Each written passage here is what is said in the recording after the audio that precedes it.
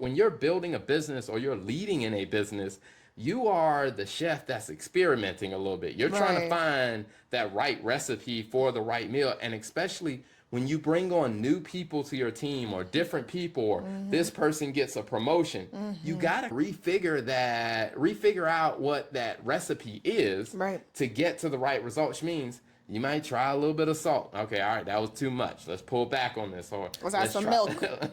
yes, let's try this. Or let's add a little bit of water. And I think a lot of people are trained to have somebody else give them the finished process and Mm. they just go do it. And I'm like, when you're a leader, your job is to test. Your job is You're the to be cook. that person Yeah. that tests the process. And if the end product doesn't come out, then you go back in, you tweak the process.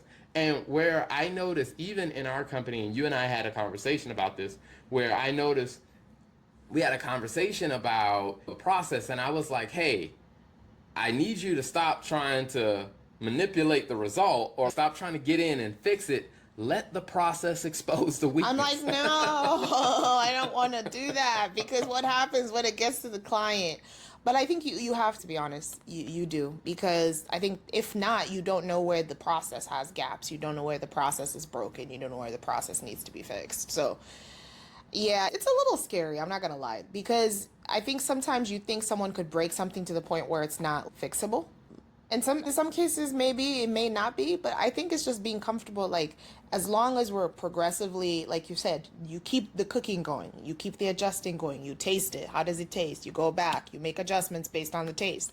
Like I think as long as you're doing that, eventually what you're delivering just gets better and better, the food gets better and better, the Yeah. seasoning gets like it's more infused in the meal, so like eventually there's just no way your product doesn't get any better unless you're not here, unless you're just throwing stuff in there and you're not tasting, because I Yeah. think that's basically what it is, right? Is if I'm like, I don't want the process to catch stuff, I just want it to be perfect, the recipe says this is what I need to do, I'm applying it, unless your ingredients are completely different or you don't have Yeah. the right ingredients for that, then you're definitely going to get the wrong outcome, and it's actually worse that way than like, if you just taste it.